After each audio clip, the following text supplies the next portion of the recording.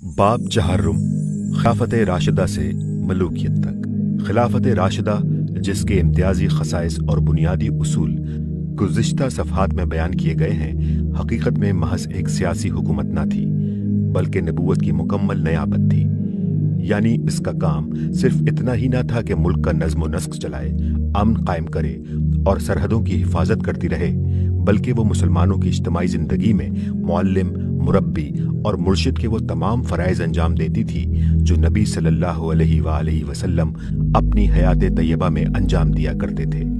और इसकी ये जिम्मेदारी थी कि दारुल इस्लाम में दीन हक के पूरे निज़ाम को उसकी असली शक्ल रूह के साथ चलाए और दुनिया में मुसलमानों की पूरी इज्तिमाई ताकत अल्लाह का कलमा बुलंद करने की खिदमत पर लगा दे। इस बिना पर यह कहना ज्यादा सही होगा कि वो सिर्फ खिलाफत राशिदा ही ना थी, बल्कि खिलाफत मुर्शिदा भी थी।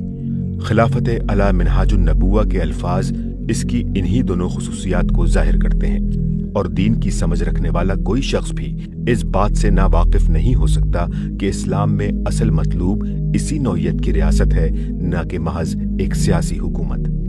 अब हम इख्तिसार के साथ उन मराहिल का जायजा लेंगे जिनसे गुजरते हुए ये खिलाफत आखिरकार मलूकियत में तब्दील हुई, और ये बताएंगे कि इस तगय्युर ने मुसलमानों की रियासत को इस्लाम के उसूल हुक्मरानी से किस कदर हटा दिया और उसके क्या असरात मुसलमानों की इज्तिमाई जिंदगी पर मुतरत्तब हुए। तगय्युर का आगाज। इस तगय्युर का आगाज ठीक उसी मुकाम से हुआ जहां से इसके रुनुमा होने का हजरत उमर को अंदेशा था। अपनी वफात के करीब जमाने में सबसे बढ़कर जिस बात से वो डरते थे वो ये थी कि कहीं उनका जानशीन अपने कबीले और अपने अक़रबा के मामले में उस पॉलिसी को ना बदल दे जो रसूलुल्लाह सल्लल्लाहु अलैहि वसल्लम के ज़माने से उनके ज़माने तक चली आ रही थी। रसूलुल्लाह सल्लल्लाहु अलैहि वसल्लम ने अपने पूरे अहद हुकूमत में हज़रत अली के सिवा बनी हाशिम में किसी को कोई ओहदा ना दिया। हजरत अबू बकर ने अपनी ज़माने खिलाफत में अपने कबीले और ख़ानदान के किसी शख्स को सिरे से किसी मनसब पर मामूर न किया। हजरत उमर ने अपने 10 साल के अहद में बनी अदी के सिर्फ एक शख्स को एक छोटे से ओहदे पर मुकर्रर किया और उससे भी उनको बहुत जल्दी से बुगदोश कर दिया। यही वजह थी कि उस जमाने में कबायली अज़बियतों को सर उठाने का कोई मौका न मिला। हजरत उमर को खौफ था कि ये पॉलिसी अगर बदल गई तो सख्त फितने की मौजिब होगी। इसीलिए उन्होंने अपने तीनों मुतवक्का जानशीनों हजरत उस्मान, हजरत अली और हजरत साद बिन अबी वक्कास को अलग अलग बुलाकर उनको वसीयत की थी कि अगर मेरे बाद तुम खलीफा हो तो अपने कबीले के लोगों को मुसलमानों की गर्दनों पर मुसल्लत न कर देना। लेकिन उनके बाद जब हजरत उस्मान जानशीन हुए तो रफ्ता रफ्ता इस पॉलिसी से हटते चले गए। उन्होंने पै दर पै अपने रिश्तेदारों को बड़े बड़े अहम ओहदे अता किए और उनके साथ दूसरी ऐसी रियायात की जो आमतौर पर लोगों में हदफ एतराज बनकर रहीं। हाशिया, मिसाल के तौर पर उन्होंने अफ्रीका के माले गनीमत का पूरा खम्स यानी 5 लाख दीनार मरवान को बख्श दिया। इस वाक़े के मुताल्लिक इब्नुल असीर ने अपनी तहकीक इस तरह बयान की है। अब्दुल्ला बिन साद बिन अबी सरा अफ्रीका का खमस मदीना लाए और मरवान बिन अल हुक्म ने उसे 5 लाख दीनार में खरीद लिया।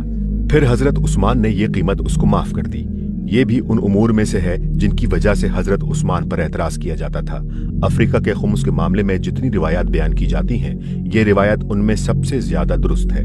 बाज लोग कहते हैं कि हजरत उस्मान ने अफ्रीका का खुम्स अब्दुल्ला बिन साद को दे दिया था, और बाज दूसरे लोग बयान करते हैं कि मरवान बिन हुक्म को अता कर दिया था।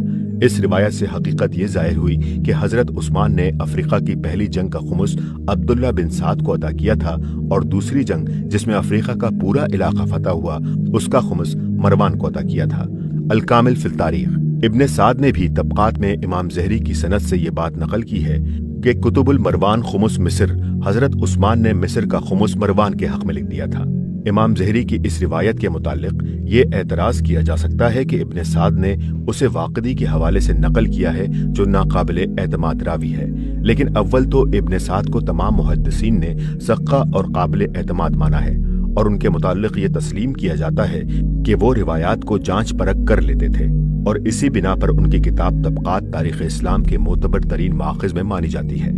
दूसरे खुद वाक़दी के मुतालिक भी ये बात अहले इल्म को मालूम है कि सिर्फ अहकाम और सुनन के मामले में उनकी अहादीस को रद्द किया गया है। बाकी रही तारीख और खुसूसन मगाजी और सैर का बाब, तो उसमें आखिर कौन है जिसने वाक़दी की रिवायात नहीं ली है।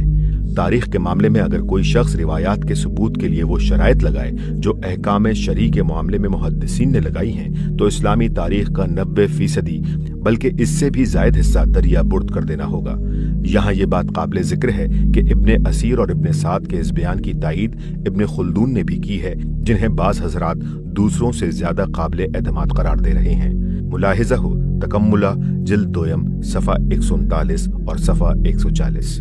हजरत साद बिन अबी वक्कास को माजूल करके उन्होंने कूफे की गवर्नरी पर अपने माँ जाए भाई वलीद बिन उक़बा बिन अबी मुईत को मुकर्रर फरमाया और उसके बाद ये मनसब अपने एक और अजीज सईद बिन आस को दिया।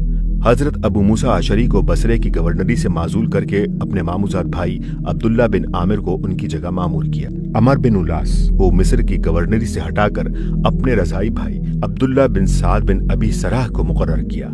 हजरत मुआविया सैयदना उमर फारूक के जमाने में सिर्फ दमिश्क की विलायत पर थे। हाशिया हाफिज इब्ने कसीर कहते हैं, सही बात यह है कि शाम के तमाम इलाकों को हजरत मुआविया की गवर्नरी में हजरत उस्मान ने जमा किया। हजरत उमर ने उनको सिर्फ शाम के बाज़ हिस्सों का हाकिम बनाया था। अल बदाया अल निहाया। हजरत उस्मान ने उनकी गवर्नरी में दमिश्क, हिमिस, फलस्तीन, उर्दन और लबनान का पूरा इलाका जमा कर दिया। फिर अपने चचाजाद भाई मरवान बिन अल हकम को उन्होंने अपना सेक्रेटरी बना लिया, जिसकी वजह से सल्तनत के पूरे दरोबस्त पर उसका असर और नफूज कायम हो गया।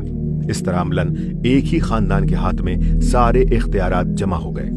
इन बातों का रद्द अमल सिर्फ अवाम ही पर नहीं, अकाबिर सहाबा तक पर कुछ अच्छा ना था और ना हो सकता था। मिसाल के तौर पर जब वलीद बिन अकबा कूफे की गवर्नरी का परवाना लेकर हजरत साद बिन अबी वक्कास के पास पहुंचा तो उन्होंने फरमाया, मालूम नहीं हमारे बाद तू ज्यादा दाना हो गया है या हम तेरे बाद अहमक हो गए हैं। उसने जवाब दिया, अबू इसहाक बरा फरोख्ता ना हो, ये तो बादशाही है। सुबह कोई इसके मजे लूटता है तो शाम कोई और। हजरत साद ने कहा, मैं समझता हूँ वाकई तुम लोग इसे बादशाही बनाकर छोड़ोगे। करीब करीब ऐसे ही ख्यालात हजरत अब्दुल्ला बिन मसूद ने भी जाहिर फरमाए। इससे कोई शख्स इनकार नहीं कर सकता कि अपने खानदान के जिन लोगों को हजरत उस्मान रज़ियल्लाहु ताला अन्हु ने हुकूमत के ये मनासिब दिए, उन्होंने आला दर्जे की इंतजामी और जंगी काबिलियतों का सबूत दिया। उनके हाथों बहुत सी फतूहात हुई, लेकिन जाहिर है कि काबिलियत सिर्फ उन्हीं लोगों में ना थी। दूसरे लोग भी बेहतरीन काबिलियतों के मालिक मौजूद थे और उनसे ज्यादा खिदमात अंजाम दे चुके थे। महज काबिलियत इस बात के लिए काफी दलील ना थी कि खरासान से लेकर शुमाली अफ्रीका तक का पूरा इलाका एक ही खानदान के गवर्नरों की मातहती में दे दिया जाता और मरकजी सेक्रेटेरिएट पर भी उसी खानदान का आदमी मामूर कर दिया जाता। ये बात अव्वल तो बजाय खुद काबिल एतराज थी कि मुमलिकत का रईस आला जिस खानदान का हो, मुमलिकत के तमाम अहम ओहदे भी उसी खानदान के लोगों को दे दिए जाएं। मगर इसके अलावा चंद असबाब और भी थे जिनकी वजह से इस सूरत हाल ने और ज्यादा बेचैनी पैदा कर दी। अव्वल ये कि इस खानदान के जो लोग दौरे उस्मानी में आगे बढ़ाए गए वो सब तलका में से थे। तलका से मुराद मक्का के वो खानदान है जो आखिर वक्त तक नबी सल्लल्लाहु अलैहि वसल्लम और दावत इस्लामी के मुखालिफ रहे। फतह मक्का के बाद हुजूर ने उनको माफी दी और वो इस्लाम में दाखिल हुए। हजरत मुआविया, वलीद बिन उक़बा, मरवान बिन अल हकम उन्हीं माफी याफ्ता खानदानों के अफराद थे और अब्दुल्ला बिन साद बिन अबी सराह तो मुसलमान होने के बाद मुर्तद हो चुके थे। रसूलुल्लाह सल्लल्लाहु अलैहि वसल्लम ने फतह मक्का के मौके पर जिन लोगों के बारे में यह हुक्म दिया था कि वो अगर खाना काबा के पर्दों से भी लिपटे हुए हों तो उन्हें कत्ल कर दिया जाए, ये उनमें से एक थे। हजरत उस्मान उन्हें लेकर अचानक हुजूर के पास पहुंच गए और आपने महज उनके पास खातिर से उनको माफ फरमा दिया था।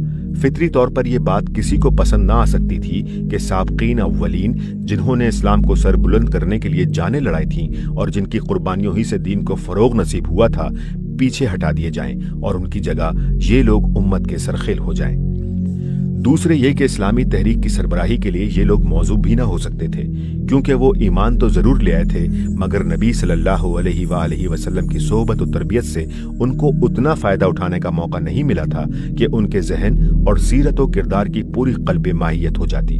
वो बेहतरीन मुंतजिम और आला दर्जे के फाते हो सकते थे और फिल वाक़े वो ऐसे ही साबित भी हुए, लेकिन इस्लाम महज मुल्कगीरी और मुल्कदारी के लिए तो नहीं आया था। वो तो अव्वलन और बिज़ात एक दावत खैर सलाह था जिसकी सरबराही के लिए इंतजामी और जंगी काबिलियतों से बढ़कर ज़हनी और अखलाकी तरबियत की जरूरत थी और इसके एतबार से ये लोग सहाबा और ताबईन की अगली सफ़ों में नहीं बल्कि पिछली सफ़ों में आते थे। इस मामले में मिसाल के तौर पर मरवान बिन हकम की पोजीशन देखिए। اس کا باپ حکم بن ابی العاص جو حضرت عثمان کا چچا تھا فتح مکہ کے موقع پر مسلمان ہوا تھا اور مدینہ آ کر رہ گیا تھا، مگر اس کی بعض حرکات کی وجہ سے رسول اللہ صلی اللہ علیہ وآلہ وسلم نے اسے مدینے سے نکال دیا تھا اور طائف میں رہنے کا حکم دیا تھا۔ ابن عبد البر نے الاستیاب میں اس کی ایک وجہ یہ بیان کی ہے کہ رسول اللہ صلی اللہ علیہ وآلہ وسلم اپنے اکابر صحابہ کے ساتھ راز میں جو مشورے فرماتے تھے ان کی کسی نہ کسی طرح سنگن لے کر وہ انہیں افشا کر دیتا تھا، اور دوسری وجہ وہ یہ بیان کرتے ہیں کہ وہ رسول اللہ صلی اللہ علیہ وآلہ وسلم کی نقلیں اتارا کرتا تھا، حتیٰ کہ ایک مرتبہ حضور نے خود اسے یہ حرکت کرتے دیکھ لیا تھا۔ بہرحال کوئی سخت قصوری ایسا ہو سکتا تھا جس کی بنا پر حضور نے مدینے سے اس کے اخراج کا حکم صادر فرمایا۔ مروان اس وقت 7-8 برس کا تھا اور وہ بھی اس کے ساتھ طائف میں رہا۔ جب حضرت ابو بکر خلیفہ ہوئے تو ان سے عرض کیا گیا کہ اسے مدینہ آنے کی اجازت دے دیں، مگر انہوں نے انکار کر دیا۔ حضرت عمر کے زمانے میں بھی اسے مدینہ آنے کی اجازت نہ دی گئی۔ حضرت عثمان رضی اللہ تعالیٰ عنہ نے اپنی خلافت کے زمانے میں اس کو واپس بلا لیا، اور ایک روایت کے مطابق آپ نے اس کی وجہ یہ بیان کی کہ میں نے رسول اللہ صلی اللہ علیہ وآلہ وسلم سے اس کی سفارش کی تھی اور حضور نے مجھ سے وعدہ فرما لیا تھا کہ اسے واپسی کی اجازت دے دیں گے۔ اس طرح یہ دونوں باپ بیٹے طائف سے مدینہ آ گئے۔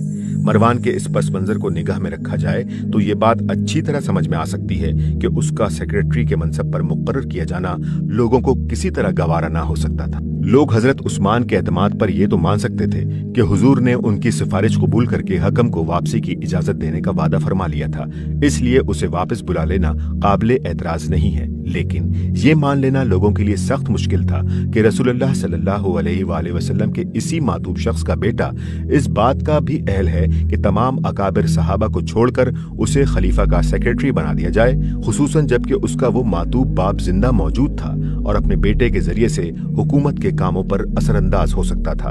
حاشیہ واضح رہے کہ وہ حضرت عثمان کے آخر زمانے تک زندہ رہا ہے اور 32 ہجری میں اس کی وفات ہوئی ہے۔ تیسرے یہ کہ ان میں سے بعض کا کردار ایسا تھا کہ اس دور کے پاکیزہ ترین اسلامی معاشرے میں ان جیسے لوگوں کو بلند مناصب پر مقرر کرنا کوئی اچھا اثر پیدا نہ کر سکتا تھا۔ مثال کے طور پر ولید بن عقبہ کے معاملے کو لیجئے۔ یہ صاحب بھی فتح مکہ کے بعد اسلام لانے والوں میں سے تھے۔ رسول اللہ صلی اللہ علیہ وآلہ وسلم نے ان کو بنی المستلق کے صدقات وصول کرنے کے لیے مامور فرمایا، مگر یہ اس قبیلے کے علاقے میں پہنچ کر کسی وجہ سے ڈر گئے اور ان لوگوں سے ملے بغیر مدینے واپس جا کر انہوں نے یہ رپورٹ دے دی کہ بنی المستلق نے زکوٰۃ دینے سے انکار کر دیا اور مجھے مار ڈالنے پر تل گئے۔ رسول اللہ صلی اللہ علیہ وآلہ وسلم اس پر غضبناک ہوئے اور آپ نے ان کے خلاف ایک فوجی مہم روانہ کر دی۔ قریب تھا کہ ایک سخت حادثہ پیش آ جاتا، لیکن بنی المستلق کے سرداروں کو بر وقت علم ہو گیا اور انہوں نے مدینے حاضر ہو کر عرض کیا کہ یہ صاحب تو ہمارے پاس آئے ہی نہیں، ہم تو منتظر ہی رہے کہ کوئی آ کر ہم سے زکوٰۃ وصول کرے۔ اس پر یہ آیت نازل ہوئی کہ سورہ حجرات آیت نمبر 6، اے لوگو جو ایمان لائے ہو، اگر تمہارے پاس کوئی فاسق آ کر کوئی خبر دے تو تحقیق کر لو، کہیں ایسا نہ ہو کہ تم کسی قوم کے خلاف ناواقفیت میں کوئی کاروائی کر بیٹھو اور پھر اپنے کیے پر پچھتاتے رہ جاؤ۔ مفسرین بالعموم اس آیت کی حاشیہ اسی واقعے کو بیان کرتے ہیں۔ ملاحظہ ہو تفسیر ابن کثیر، ابن عبد البر کہتے ہیں کہ ابن تیمیہ نے بھی تسلیم کیا ہے کہ یہ آیت ولید ہی کے معاملے میں نازل ہوئی تھی۔ اس کے چند سال بعد حضرت ابو بکر و عمر نے ان کو پھر خدمت کا موقع دیا اور حضرت عمر کے آخر زمانے میں وہ الجزیرہ کے عرب علاقے پر جہاں بنی تغلب رہتے تھے عامل مقرر کیے گئے۔ 25 ہجری میں اس چھوٹے سے منصب سے اٹھا کر حضرت عثمان نے ان کو حضرت سعد بن ابی وقاص کی جگہ کوفے جیسے بڑے اور اہم صوبے کا گورنر بنا دیا۔ وہاں یہ راز فاش ہوا کہ یہ شراب نوشی کے عادی ہیں، حتیٰ کہ ایک روز انہوں نے صبح کی نماز 4 رکعت پڑھا دی اور پھر پلٹ کر لوگوں سے پوچھا اور پڑھاؤں؟ اس واقعے کی شکایات مدینہ تک پہنچی اور لوگوں میں اس کا عام چرچا ہونے لگا۔ آخر کار حضرت مسعور بن مخرمہ اور عبد الرحمن بن اسود نے حضرت عثمان کے بھانجے عبید اللہ بن عدی بن خیار سے کہا کہ تم جا کر اپنے ماموں صاحب سے بات کرو اور انہیں بتاؤ کہ ان کے بھائی ولید بن عقبہ کے معاملے میں لوگ ان کے طرز عمل پر بہت اعتراض کر رہے ہیں۔ انہوں نے جب اس معاملے کی طرف توجہ دلائی اور عرض کیا کہ ولید پر حد جاری کرنا آپ کے لیے ضروری ہے، تو حضرت عثمان نے وعدہ فرمایا کہ ہم اس معاملے میں انشاءاللہ حق کے مطابق فیصلہ کریں گے۔ چنانچہ صحابہ کے مجمع عام میں ولید پر مقدمہ قائم کیا گیا۔ حضرت عثمان کے اپنے آزاد کردہ غلام عمران نے گواہی دی کہ ولید نے شراب پی تھی۔ एक दूसरे गवाह साब बिन जसामा या जसामा बिन साब ने शहादत दी कि वलीद ने उनके सामने शराब की कै की थी। उनके अलावा 4 और गवाह अबू ज़ैनब, अबू मुवर्रा, जंदब बिन ज़हरा अल-ज़दी और साद बिन मालिक अल-अशरी ने भी इब्ने हजर के बयान के मुताबिक पेश हुए थे और उन्होंने भी जुर्म की तस्दीक की थी। तब हजरत उस्मान ने हजरत अली को हुक्म दिया कि वलीद पर हद कायम करें। हजरत अली ने हजरत अब्दुल्ला बिन जाफर को इस काम पर मामूर किया और उन्होंने वलीद को 40 कोड़े लगाए। हाशिया, इन अहादीस की तशरीह करते हुए मुहद्दिसीन और फुक़हा ने जो कुछ लिखा है वो दर्ज झेल है। हाफिज बिन हजर फतह अल बारी में लिखते हैं, लोग जिस वजह से वलीद के मामले में कसरत से एतराज कर रहे थे वो ये थी कि हजरत उस्मान उस पर हद कायम नहीं कर रहे थे, और दूसरी वजह ये थी कि साद बिन अबी वक्कास को माजूल करके उनकी जगह वलीद को मुकर्रर करना लोगों को नापसंद था, क्योंकि हजरत साद अशरा मुबशरा और अहले शुरा में से थे और उनके अंदर इल्म फजल और दीनदारी और सबकत इलल इस्लाम की वो सिफात मुज्तमा थीं जिनमें से कोई चीज वलीद बिन अक़बा में न थी। हजरत उस्मान ने वलीद को इसलिए विलायत कूफा पर मुकर्रर किया था कि उसकी काबिलियत उन पर जाहिर हुई थी और वो रिश्तेदारी का हक भी अदा करना चाहते थे। फिर जब उसकी सीरत की खराबी उन पर जाहिर हुई तो उन्होंने उसे माजूल कर दिया। उस पर हद कायम करने में उन्होंने ताख़ीर इसलिए की थी कि उसके खिलाफ जो लोग शहादत दे रहे थे उनका हाल अच्छी तरह मालूम हो जाए। फिर जब हकीकत हाल वाज़े हो गई तो उन्होंने उस पर हद कायम करने का हुक्म दिया। फतुल बारी किताबुल मुनाक़िब बाब मुनाक़िब उस्मान। एक दूसरे मुकाम पर इब्ने हजर लिखते हैं, तहावी ने मुस्लिम की रिवायात को इस बिना पर कमजोर करार दिया है कि उसका रावी अब्दुल्ला अल-दानाज ज़ईफ था, मगर बहक़ी ने उनकी इस राय से इख्तलाफ करते हुए लिखा है कि ये सही हदीस है जिसे मसानीद और सनन में लिया गया है। तिरमिज़ी से इस रिवायात के मुताल्लिक़ इमाम बुखारी से पूछा तो उन्होंने उसे कवी करार दिया और मुस्लिम ने भी उसे सही करार दिया। इब्ने अब्दुल बर ने कहा है कि यह हदीस इस बाब में सबसे ज्यादा मुतबर है। अब्दुल्ला अल-दनाज को अबू ज़रा और नसाई ने सका करार दिया है। फतुल बारी किताबुल हुदूद बाबुल ज़र्ब बिल जरीदुल नआल।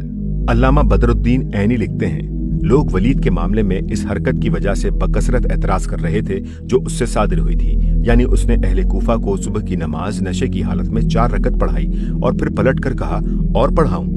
एतराज इस बात पर भी हो रहा था कि यह खबर हजरत उस्मान को पहुंच चुकी थी, मगर उन्होंने उस पर हद कायम न की। नेज ये बात भी लोगों को नापसंद थी कि हजरत साद बिन अबी वक्कास को माजूल करके वलीद को मुकर्रर किया गया था। इमाम नूवी लिखते हैं, मुस्लिम की यह हदीस इमाम मालिक और उनके हम ख्याल फुक़हा के उस मसलक की दलील है कि जो शख्स शराब की कै करे उस पर शराब नोशी की हद जारी की जाएगी। इमाम मालिक की दलील इस मामले में बहुत मजबूत है क्योंकि सहाबा ने बिल इत्तिफाक वलीद बिन उक़बा को कोड़ा लगाने का फैसला किया था। इब्ने कुदामा कहते हैं, मुस्लिम की रिवायत के मुताबिक जब एक गवाह ने यह शहादत दी कि उसने वलीद को शराब की कै करते देखा है तो हजरत उस्मान ने कहा कि शराब पिए बगैर वो उसकी कै कैसे कर सकता है। इसी बिना पर उन्होंने हजरत अली को इस बार हद जारी करने का हुक्म दिया और ये फैसला चूंकि उलमा सहाबा और अकाबिर सहाबा की मौजूदगी में हुआ था इसलिए इस पर इजमा है। अब अगर कोई शख्स कहता है कि वो सब गवाह गैर मुतबर थे जिन्होंने वलीद के खिलाफ गवाही दी थी तो गोया वो हजरत उस्मान ही पर नहीं बल्कि सहाबा के मजमा आम पर ये इल्जाम आयद करता है कि उन्होंने नाकाबिल एतबार शहादतों की बिना पर एक मुसलमान को सजा दे डाली। एक साहब ने यह दावा किया है कि हजरत हसन इस फैसले से नाराज थे, मगर इमाम नूवी ने शरह मुस्लिम में इस हदीस की जो तशरीह की है उससे इस झूठ की कलई खुल जाती है। इससे मालूम होता है कि हजरत हसन का गुस्सा वलीद पर था, न कि उसके खिलाफ फैसला करने वालों पर। ये थे वो वजूह जिनकी बिना पर हजरत उस्मान की ये पॉलिसी लोगों के लिए और भी ज्यादा बेइत्मीनानी की मौजब बन गई थी। खलीफा वक्त का अपने खानदान के आदमियों को पै दर पै मुमलिकत के अहम तरीन मनासिब पर मामूर करना बजाय खुद काफी वजह एतराज था। इस पर जब लोग ये देखते थे कि आगे लाए भी जा रहे हैं तो इस तरह के अशखास तो फितरी तौर पर उनकी बेचैनी में और ज्यादा इजाफा हो जाता था। इस सिलसिले में खुसूसियत के साथ 2 चीजें ऐसी थीं जो बड़े दूररस और खतरनाक नताइज की हामिल साबित हुईं। एक ये कि हजरत उस्मान ने हजरत मुआविया को मुसलसल बड़ी तवील मुद्दत तक एक ही सूबे की गवर्नरी पर मामूर किए रखा। वो हजरत उमर के जमाने में 4 साल से दमिश्क की विलायत पर मामूर चले आ रहे थे। हजरत उस्मान ने एला से सरहद रोम तक और अल जजीरा से साहिल बैराबीस तक का पूरा इलाका उनकी विलायत में जमा करके अपने पूरे जमाने खिलाफत यानी 12 साल में उनको इसी सूबे पर बरकरार रखा। हाशिया, ये इलाका वो है जिसमें अब शाम, लबनान, उर्दन और इसराइल की 4 हुकूमतें कायम हैं। इन चारों हुकूमत के मजमूई हदूद करीब करीब आज भी वही हैं जो अमीर माविया की गवर्नरी के अहद में थे। हजरत उमर के जमाने में इन इलाकों में 4 गवर्नर मुकर्रर थे और हजरत माविया उनमें से एक थे। यही चीज है जिसका खमियाजा आखिरकार हजरत अली को भुगतना पड़ा। शाम का यह सूबा उस वक्त की इस्लामी सल्तनत में बड़ी अहम जंगी हैसियत का इलाका था। उसके एक तरफ तमाम मशरिकी सूबे थे और दूसरी तरफ तमाम मगरिबी सूबे। बीच में वो इस तरह हायल था कि अगर उसका गवर्नर मरकज से मुनहरिफ हो जाए तो वो मशरिकी सूबों को मगरबी सूबों से बिल्कुल काट सकता था। हजरत मुआविया इस सूबे की हुकूमत पर इतनी तवील मुद्दत तक रखे गए कि उन्होंने यहाँ अपनी जड़ें पूरी तरह जमा ली और वो मरकज के काबू में न रहे बल्कि मरकज उनके रहम करम पर मुनहसर हो गया। दूसरी चीज जो इससे ज्यादा फितना अंगेज साबित हुई वो खलीफा के सेक्रेटरी की अहम पोजीशन पर मरवान बिन अल हकम की मामूरी थी। इन साहब ने हजरत उस्मान की नरम मिजाजी और उनके एतमाद से फायदा उठाकर बहुत से काम ऐसे किए जिनकी जिम्मेदारी लामोहला हजरत उस्मान पर पड़ती थी। हालांकि उनकी इजाजत और इल्म के बगैर ही वो काम कर डाले जाते थे। इलावाजी ये साहब हजरत उस्मान और अकाबिर सहाबा के बामी खुशगवार ताल्लुकात को खराब करने की मुसलसल कोशिश करते रहे ताकि खलीफा बरहक अपने पुराने रफीकों के बजाय उनको अपना ज्यादा खैरख्वाह और हामी समझने लगे। यही नहीं बल्कि मुतअद्दिद मर्तबा उन्होंने सहाबा के मजमे में ऐसी तहदीद आमेज तकरीरें की जिन्हें तलखा की जबान से सुनना साबकीन अव्वलीन के लिए बमुश्किल ही काबिल बर्दाश्त हो सकता था। इसी बिना पर दूसरे लोग तो दरकिनार खुद हजरत उस्मान की अहलिया मोहतरमा हजरत नाइला भी ये राय रखती थी कि हजरत उस्मान के लिए मुश्किलात पैदा करने की बहुत बड़ी जिम्मेदारी मरवान पर आयद होती है। हत्ता कि एक मर्तबा उन्होंने अपने शोहरे मोहतरम से साफ साफ कहा कि अगर आप मरवान के कहे पर चलेंगे तो ये आपको कत्ल करा के छोड़ेगा। इस शख्स के अंदर न अल्लाह की कदर है, न हैबत, न मोहब्बत। दूसरा मरहला, हजरत उस्मान रज़ियल्लाहु तआला अन्हो की पॉलिसी का ये पहलू बिलाशुबा गलत था और गलत काम बहरहाल गलत है, ख्वाह वो किसी ने किया हो। उसको ख्वाह की सुखन साजियों से सही साबित करने की कोशिश करना ना अक़्ल व इंसाफ का तकाजा है और ना दीन ही का ये मुतालबा है कि किसी सहाबी की गलती को गलती ना माना जाए। मगर वाकया ये है कि इस एक पहलू को छोड़कर बाकी जुमला पहलुओं से उनका किरदार बहैसियत खलीफा एक मिसाली किरदार था जिस पर एतराज की कोई गुंजाइश नहीं है। इलावा बरी उनकी खिलाफत में बहैसियत मजमूई खैर इस कदर गालिब थी और इस्लाम की सरबुलंदी का इतना बड़ा काम उनके अहद में हो रहा था कि उनकी पॉलिसी के इस खास पहलू से गैर मुतमईन होने के बावजूद आम मुसलमान पूरी मुमलिकत में किसी जगह भी उनके खिलाफ बगावत का ख्याल तक दिल में लाने के लिए तैयार न थे। एक मर्तबा बसरे में उनके गवर्नर सईद बिन अल आस के तर्ज अमल से नाराज होकर कुछ लोगों ने बगावत बर्पा करने की कोशिश की भी तो अवाम ने उनका साथ न दिया और जब हजरत उस्मान की तरफ से हजरत अबू मूसा अशरी ने लोगों को बैत की तजदीद के लिए पुकारा तो लोग बगावत के अलमबरदारों को छोड़कर बैत के लिए टूट पड़े। यही वजह है कि जो मुख्तसर सा गिरोह उनके खिलाफ शोरिश बर्पा करने उठा उसने बगावत की दावत आम देने के बजाय साजिश का रास्ता इख्तियार किया। इस तहरीक के अलमबरदार मिस्र, कूफा और बसरे से ताल्लुक रखते थे। उन्होंने बाहम खतो किताबत करके खुफिया तरीके से यह तय किया कि अचानक मदीना पहुंचकर हजरत उस्मान पर दबाव डालें। उन्होंने हजरत उस्मान के खिलाफ इल्जामात की एक तवील फहरिस्त मुरत्तब की जो ज्यादातर बिल्कुल बेबुनियाद या ऐसे कमजोर इल्जामात पर मुश्तमिल थी जिनके माकूल जवाबात दिए जा सकते थे और बाद में दिए भी गए। फिर बाहमी करारदाद के मुताबिक ये लोग जिनकी तादाद 2000 से ज्यादा न थी मिस्र, कूफा और बसरे से बैक वक्त मदीना पहुंच गए। ये किसी इलाके के भी नुमाइंदे न थे बल्कि साज़बाज़ से उन्होंने अपनी एक पार्टी बनाई थी। जब ये मदीना के बाहर पहुंचे तो हजरत अली, हजरत तलहा और हजरत जुबैर को उन्होंने अपने साथ मिलाने की कोशिश की मगर तीनों बुजुर्गों ने उनको झड़क दिया और हजरत अली ने उनके एक एक इल्जाम का जवाब देकर हजरत उस्मान की पोजीशन साफ की। मदीने के मुहाजिरीन और अंसार भी जो दरअसल उस वक्त मुमलिकत इस्लामिया में अहले हलो अक़द की हैसियत रखते थे उनके हमनवा बनने के लिए तैयार न हुए मगर ये लोग अपनी जिद पर कायम रहे और बिलाखिर उन्होंने मदीने में घुसकर हजरत उस्मान को घेर लिया। उनका मुतालबा ये था कि हजरत उस्मान खिलाफत से दस्तबरदार हो जाएं। हजरत उस्मान का जवाब ये था कि मैं तुम्हारी हर उस शिकायत को दूर करने के लिए तैयार हूँ जो सही और जायज हो मगर तुम्हारे कहने से मैं माजूल नहीं हो सकता। इस पर उन लोगों ने 40 रोज तक एक हंगामा अजीम बर्पा किए रखा जिसके दौरान में ऐसी ऐसी हरकत उनसे सरजद हुई जो मदीनतुर रसूल सल्लल्लाहु अलैहि वसल्लम में इससे पहले कभी न देखी गई थी। हत्ता कि उन्होंने उम्मुल मोमिनीन हजरत उम्मे हबीबा की तौहीन की और हजरत आयशा ये कहकर मदीने से मक्का चली गईं कि इस तूफान बदतमीजी में क्या मैं भी अपनी तौहीन कराऊं। आखिरकार उन लोगों ने हुजूम करके सख्त जुल्म के साथ हजरत उस्मान को शहीद कर दिया। 3 दिन तक उनका जस्द मुबारक तदफीन से महरूम रहा और कत्ल करने के बाद जालिमों ने उनका घर भी लूट लिया। ये सिर्फ हजरत उस्मान पर नहीं, खुद इस्लाम और खिलाफत राशिदा के निजाम पर उन लोगों का जुल्म अजीम था। उनकी शिकायत में से अगर कोई शिकायत वजनी थी तो सिर्फ वही जिसका ऊपर हम जिक्र कर चुके हैं। उसको रफा कराने के लिए सिर्फ इतनी बात काफी हो सकती थी कि ये लोग मदीना तैयबा के अंसार व महाजरीन और खुसूसन अकाबिर साहबा से मिलकर उनके जरिए से हजरत उस्मान को इस्लाह पर आमादा करते। चनाचा इस सिलसिले में हजरत अली रज़ियल्लाहु तआला अन्हु ने कोशिश शुरू भी कर दी थी और हजरत उस्मान ने इस्लाह का वादा भी कर लिया था। ताहम अगर ये शिकायत रफा ना भी होती तो शरन इसकी बिना पर खलीफा के खिलाफ बगावत कर देने और उसकी माजूली का मुतालबा करने का कतन कोई जवाज न था। लेकिन ये लोग उनकी माजूली पर इसरार करने लगे। हालांकि सारी दुनिया इस्लाम के खलीफा को सिर्फ बसरा और कूफा के 2000 आदमी जो खुद अपने इलाकों के नुमाइंदे भी न थे माजूल करने या उससे माजूली का मुतालबा करने का कोई हक न रखते थे। उन्हें खलीफा के इंतजाम पर एतराज का हक जरूर था, वो शिकायत पेश करने के भी हकदार थे और अपनी शिकायत के अजाले का मुतालबा भी वो कर सकते थे, मगर ये हक उन्हें हरगिज ना पहुंचता था कि अहले हलो अक्द ने उस वक्त के दस्तूर इस्लाम के मुताबिक जिस शख्स को खलीफा बनाया था और जिसे दुनिया के सब मुसलमान खलीफा मान रहे थे उसके खिलाफ ये चंद आदमी बगावत कर देते और किसी नुमाइंदा हैसियत के बगैर महज अपने एतराजात की बुनियाद पर उसकी माजूली का मुतालबा करते, कतई नजर इससे कि उनके एतराजात वजनी थे या गैर वजनी। हाशिया, यही बात हजरत अब्दुल्ला बिन उमर ने हजरत उस्मान से कही थी। जब शोरिश बर्पा करने वालों की तरफ से माजूली का मुतालबा शिद्दत पकड़ गया तो हजरत उस्मान ने हजरत अब्दुल्ला बिन उमर से पूछा कि अब मुझे क्या करना चाहिए। उन्होंने कहा, आप मुसलमानों पर यह दरवाजा न खोलें कि जब कुछ लोग अपने अमीर से नाराज हों तो उसे माजूल कर दें। फिर यही बात हजरत उस्मान ने मुतालबे अज़ल का जवाब देते हुए मुहासिरीन से फरमाई थी कि क्या मैं मुसलमानों के मशवरे के बगैर तलवार के जोर से मुल्क पर काबिज हुआ हूँ कि तुम मुझे तलवार के जोर से माजूल करना चाहते हो।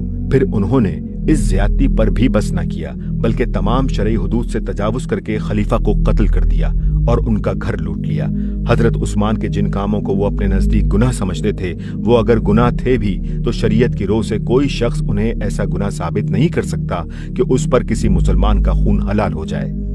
यही बात हजरत उस्मान ने अपनी एक तकरीर में उनसे फरमाई थी कि शरीयत में तो एक आदमी चंद मुतय्यन जुराइम पर मुस्तवज्जिब कत्ल होता है, मैंने उनमें से कोई जुर्म भी नहीं किया, फिर किस बिना पर तुम मेरा खून अपने लिए हलाल किए ले रहे हो। मगर जो लोग शरीयत का नाम लेकर उन पर मोतरिस थे उन्होंने खुद शरीयत का कोई लिहाज न किया और उनका खून ही नहीं उनका माल भी अपने ऊपर हलाल कर लिया। इस मुकाम पर किसी शख्स को यह शुबा लाहक न हो कि अहले मदीना उन लोगों के इस फेल पर राजी थे। वाकया ये है कि ये लोग अचानक मदीना पहुंच गए थे और उन्होंने अहम नाकों पर कब्जा करके एक हद तक अहले शहर को बेबस कर दिया था। इलावा बरी वहां किसी को ये ख्याल भी न था कि ये लोग कत्ल जैसे गुनाह अजीम का वाकई इर्तिकाब कर बैठेंगे।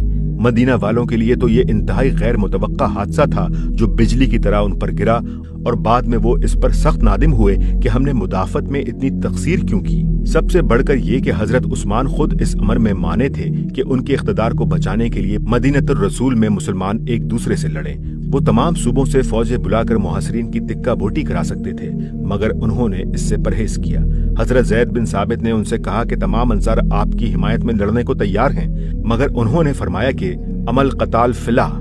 हजरत अबू हुरैरा और हजरत अब्दुल्ला बिन जुबैर से भी उन्होंने कहा कि मैं लड़ने के लिए तैयार नहीं हूँ। उनके महल में 700 आदमी लड़ने मरने के लिए मौजूद थे, मगर उन्हें भी वो आखिरी वक्त तक रोकते ही रहे।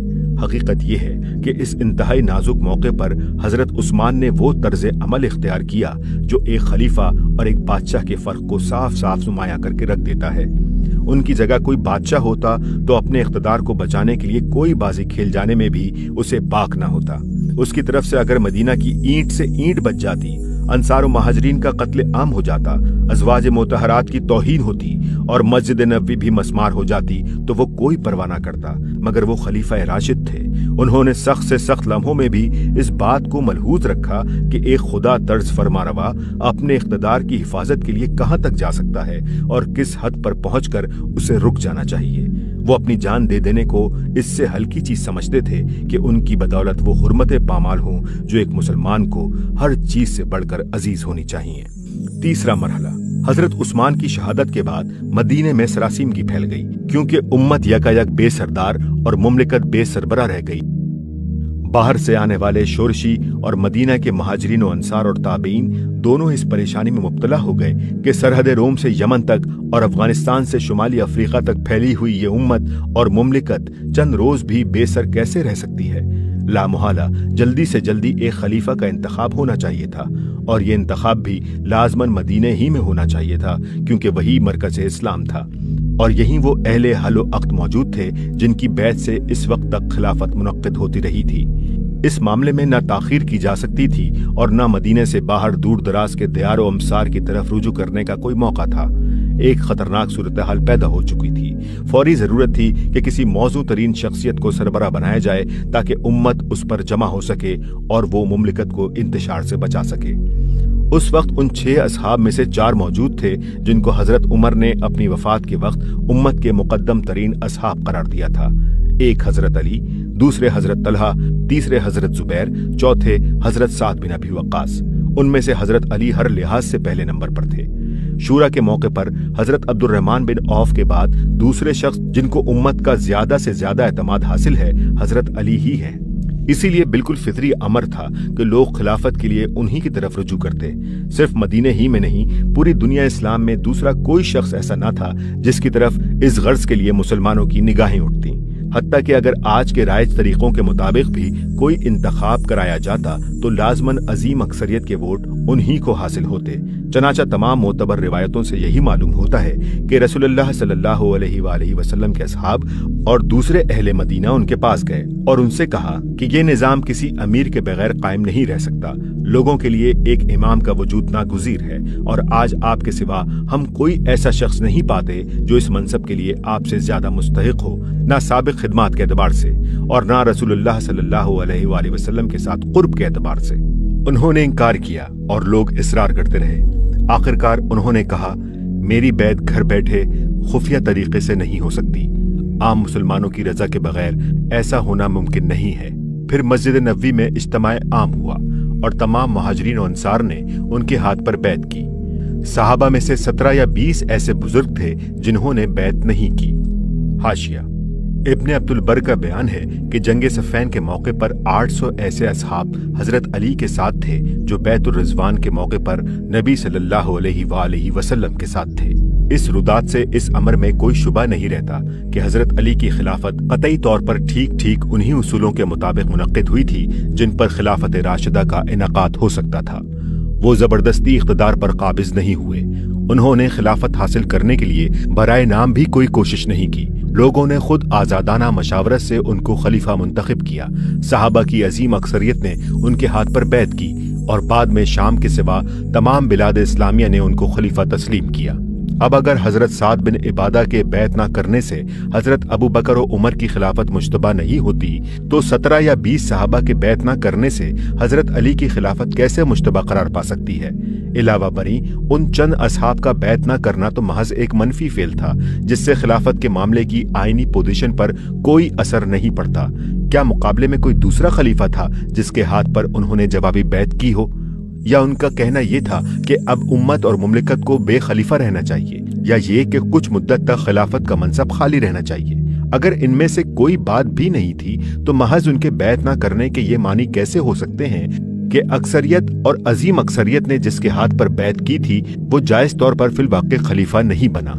इस तरह उम्मत को ये मौका मिल गया था कि खिलाफत राशिदा के निज़ाम में जो खतरनाक रखना हजरत उस्मान की शहादत से पैदा हुआ था वो भर जाता और हजरत अली फिर से उसको संभाल लेते। लेकिन 3 चीजें ऐसी थीं जिन्होंने इस रखने को ना भरने दिया, बल्कि इसे और ज्यादा बढ़ाकर मलूकियत की तरफ उम्मत को धकेलने में एक मरहला और तय करा दिया। एक हजरत अली को खलीफा बनाने में उन लोगों की शिरकत जो हजरत उस्मान के खिलाफ शोरिश बर्पा करने के लिए बाहर से आए हुए थे। उनमें वो लोग भी शामिल थे जिन्होंने बिलफेल जुर्म कत्ल का इर्तिकाब किया था, और वो भी जो कत्ल के मुर्तकिब और उसमें इआनत के मुर्तकिब हुए थे। और वैसे मजमूई तौर पर इस फसाद की जिम्मेदारी उन सब पर आयद होती थी। खिलाफत के काम में उनकी शिरकत एक बहुत बड़े फितने की मौजिब बन गई। लेकिन जो शख्स भी इन हालात को समझने की कोशिश करेगा जो उस वक्त मदीना में दरपेश थे, वो ये महसूस किए बगैर नहीं रह सकता कि उस वक्त उन लोगों को इंतखाब खलीफा के काम में शरीक होने से किसी तरह बाज नहीं रखा जा सकता था।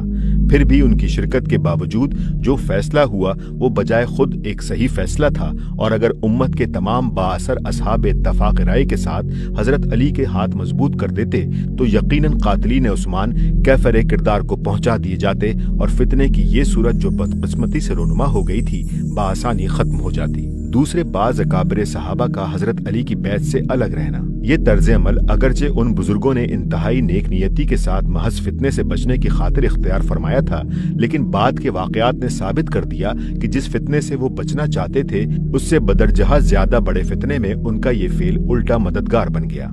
वो बहरहाल उम्मत के निहायत बाअसर लोग थे। उनमें से हर एक ऐसा था जिस पर हजारों मुसलमानों का एतमाद था। उनकी अलहदगी ने जहनों में शक डाल दिए और खिलाफत राशिदा के निजाम को अस्सर नौ बहाल करने के लिए जिस दिल जमई के साथ उम्मत को हजरत अली के साथ ताउन करना चाहिए था, जिसके बगैर वो उस काम को अंजाम न दे सकते थे, वो बदकिस्मती से हासिल न हो सकी। तीसरे हजरत उस्मान के खून का मुतालबा, जिसे लेकर दो तरफ से दो फरीक उठ खड़े हुए। एक तरफ हजरत आयशा और हजरत तलहा और जुबैर, दूसरी तरफ हजरत माविया। इन दोनों फरीकों के मर्तबा व मकाम और जलालत कदर का एहतराम मलहूज रखते हुए भी ये कहे बगैर चारा नहीं कि दोनों की पोजीशन आईनी हैसियत से किसी तरह दुरुस्त नहीं मानी जा सकती। जाहिर है ये जाहिलियत के दौर का कबायली निजाम तो ना था कि किसी मकतूल के खून का मुतालबा लेकर जो चाहे और जिस तरह चाहे उठ खड़ा हो और जो तरीका चाहे उसे पूरा कराने के लिए इस्तेमाल कर ले। ये एक बाकायदा हुकूमत थी जिसमें हर दावे के लिए एक ज़ाब्ता और कानून मौजूद था। खून का मुतालबा लेकर उठने का हक मकतूल के वारिसों को था जो जिंदा थे और वही मौजूद थे। हुकूमत अगर मुजरिमों को पकड़ने और उन पर मुकदमा चलाने में वाकई दानिस्ता ही तसाहुल कर रही थी तो बिलाशुबा दूसरे लोग उससे इंसाफ का मुतालबा कर सकते थे। लेकिन किसी हुकूमत से इंसाफ के मुतालबे का ये कौन सा तरीका है और शरीयत में कहाँ इसकी निशानदही की जा सकती है कि आप सिरे से इस हुकूमत को जायज हुकूमत ही उस वक्त तक न माने जब तक वो आपके इस मुतालबे के मुताबिक अमल दरामद न कर दे। हजरत अली अगर जायज खलीफा थे ही नहीं तो फिर उनसे इस मुतालबे के आखिर मानी क्या थे कि वो मुजरिमों को पकड़ें और सजा दें। क्या वो कोई कबायली सरदार थे जो किसी कानूनी इख्तियार के बगैर जिसे चाहें पकड़ लें और सजा दे डालें। इससे भी ज्यादा गैर आईनी तरीक़ेकार ये था कि पहले फरीक ने बजाय इसके कि वो मदीने जाकर अपना मुतालबा पेश करता, जहां खलीफा और मुजरिमीन और मकतूल के वुरसा सब मौजूद थे और अदालती कार्रवाई की जा सकती थी, बसरे का रुख किया और फौज जमा करके खून उस्मान का बदला लेने की कोशिश की, जिसका लाजमी नतीजा ये होना था कि एक खून के बजाय 10,000 मजीद खून हो और मुमलिकत का निजाम अलग दरहम बरहम हो जाए। शरीयत इलाही तो दरकिनार, दुनिया के किसी आईन व कानून की रूह से भी इसे एक जायज कार्रवाई नहीं माना जा सकता। इससे बदरजहा ज्यादा गैर आईनी तर्ज अमल दूसरे फरीक यानी हजरत मुआविया का था, जो मुआविया बिन अबी सुफियान की हैसियत से नहीं बल्कि शाम के गवर्नर की हैसियत से खून उस्मान का बदला लेने के लिए उठे। मरकजी हुकूमत की अतात से इनकार किया, गवर्नरी की ताकत अपने इस मकसद के लिए इस्तेमाल की और मुतालबा भी ये नहीं किया कि हजरत अली कातलीन उस्मान पर मुकदमा चलाकर उन्हें सजा दें, बल्कि ये किया कि कातलीन उस्मान को उनके हवाले कर दें ताकि वो खुद उन्हें कत्ल करें। ये सब कुछ दौरे इस्लाम की निजामी हुकूमत के बजाय ज़माना क़ब्ल इस्लाम की कबायली बदनज़मी से अशबा है। खून उस्मान के मुतालबे का हक अव्वल तो हजरत मुआविया के बजाय हजरत उस्मान के शरई वारिसों को पहुंचता था। ताहम अगर रिश्तेदारी की बिना पर हजरत मुआविया इस मुतालबे के मजाज हो भी सकते थे तो अपनी जाती हैसियत में, न कि शाम के गवर्नर की हैसियत में। हजरत उस्मान का रिश्ता जो कुछ भी था मुआविया बिन अबी सफियान से था। शाम की गवर्नरी उनकी रिश्तेदार न थी। अपनी जाती हैसियत में वो खलीफा के पास मुस्तगीस बनकर जा सकते थे और मुजरिमीन को गिरफ्तार करने और उन पर मुकदमा चलाने का मुतालबा कर सकते थे। गवर्नर की हैसियत से उन्हें कोई हक न था کہ جس خلیفہ کے ہاتھ پر باقاعدہ آئینی طریقے سے بیعت ہو چکی تھی، جس کی خلافت کو ان کے زیر انتظام صوبے کے سوا باقی پوری مملکت تسلیم کر چکی تھی، اس کی اطاعت سے انکار کرتے اور اپنے زیر انتظام علاقے کی فوجی طاقت کو مرکزی حکومت کے مقابلے میں استعمال کرتے اور ٹھیٹ جاہلیت قدیمہ کے طریقے پر یہ مطالبہ کرتے کہ قتل کے ملزموں کو عدالتی کارروائی کے بجائے مدعی قصاص کے حوالے کر دیا جائے تاکہ وہ خود ان سے بدلہ لے۔ حاشیہ: یہ بات تاریخی طور پر ثابت ہے کہ جنگ صفین کے بعد تک پورا جزیرۃ العرب اور شام کے مشرق اور مغرب میں دونوں طرف اسلامی سلطنت کا ہر صوبہ حضرت علی کی بیعت پر قائم تھا، اور صرف شام حضرت معاویہ کے زیر اثر ہونے کی بنا پر ان کی اطاعت سے منحرف تھا۔ اس لیے صحیح آئینی پوزیشن یہ نہ تھی کہ دنیا اسلام میں کوئی طوائف الملوکی برپا تھی جس میں کوئی کسی کی اطاعت کا پابند نہ تھا، بلکہ یہ تھی کہ مملکت میں ایک جائز قانونی مرکزی حکومت موجود تھی جس کی اطاعت تمام دوسرے صوبے کر رہے تھے اور صرف ایک صوبہ باقی تھا۔ اس مسئلے میں صحیح شرعی پوزیشن قاضی ابو بکر ابن العربی نے احکام القرآن میں اس طرح بیان کی ہے: حضرت عثمان کی شہادت کے بعد لوگوں کو بلا امام چھوڑ دینا ممکن نہ تھا، چنانچہ امامت ان باقی ماندہ صحابہ کے سامنے پیش کی گئی جن کا ذکر حضرت عمر نے شورا میں کیا تھا، مگر انہوں نے اسے رد کر دیا اور حضرت علی نے، جو اس کے سب سے زیادہ حقدار اور اہل تھے، اسے قبول کر لیا تاکہ امت کو خون ریزی اور آپس کی پھوٹ سے بچایا جا سکے جس سے دین و ملت کو ناقابل تلافی نقصان پہنچ جانے کا خطرہ تھا۔ پھر جب ان سے بیعت کر لی گئی تو شام کے لوگوں نے ان کی بیعت قبول کرنے کے لیے یہ شرط لگائی کہ پہلے حضرت عثمان کے قاتلوں کو گرفتار کر کے ان سے قصاص لیا جائے۔ حضرت علی نے ان سے کہا، پہلے بیعت میں داخل ہو جاؤ، پھر حق کا مطالبہ کرو اور وہ تمہیں مل جائے گا، مگر انہوں نے کہا، آپ بیعت کے مستحق ہی نہیں ہیں، جبکہ ہم قاتلین عثمان کو صبح و شام آپ کے ساتھ دیکھ رہے ہیں۔ اس معاملے میں حضرت علی کی رائے زیادہ صحیح تھی اور ان کا قول زیادہ درست تھا، کیونکہ اگر وہ اس وقت قاتلین عثمان سے بدلہ لینے کی کوشش کرتے تو قبائل ان کی حمایت پر اٹھ کھڑے ہوتے اور لڑائی کا ایک تیسرا محاذ کھل جاتا۔ اس لیے وہ انتظار کر رہے تھے کہ حکومت مضبوط ہو جائے اور تمام مملکت میں ان کی بیعت منعقد ہو لے، اس کے بعد باقاعدہ عدالت میں اولیاء مقتول کی طرف سے دعویٰ پیش ہو اور حق کے مطابق فیصلہ کر دیا جائے۔ علماء امت کے درمیان اس امر میں کوئی اختلاف نہیں ہے کہ امام کے لیے قصاص کو مؤخر کرنا ایسی حالت میں جائز ہے جبکہ اس سے فتنہ بھڑک اٹھنے اور تفرقہ برپا ہونے کا خطرہ ہو۔ ایسا ہی معاملہ حضرات طلحہ و زبیر کا بھی تھا۔ ان دونوں حضرات نے نہ تو حضرت علی کو خلافت سے بے دخل کیا تھا اور نہ وہ ان کے دین پر معترض تھے، البتہ ان کا خیال یہ تھا کہ سب سے پہلے حضرت عثمان کے قاتلوں سے ابتدا کی جائے، مگر حضرت علی اپنی رائے پر قائم رہے اور انہی کی رائے صحیح تھی۔ آگے چل کر قاضی صاحب سورہ حجرات کی آیت نمبر 9 کی تفسیر پر کلام کرتے ہوئے لکھتے ہیں، فَقَاتِلُوا الَّتِي تَبْغِي حَتَّى تَفِيءَ إِلَىٰ أَمْرِ اللَّهِ۔ حضرت علی نے ان حالات میں اسی آیت کے مطابق عمل کیا تھا۔ انہوں نے ان باغیوں کے خلاف جنگ کی جو امام پر اپنی رائے مسلط کرنا چاہتے تھے اور ایسا مطالبہ کر رہے تھے جس کا انہیں حق نہ تھا۔ ان کے لیے صحیح طریقہ یہ تھا کہ وہ حضرت علی کی بات مان لیتے اور اپنا مطالبہ قصاص عدالت میں پیش کر کے قاتلین پر مقدمہ ثابت کرتے۔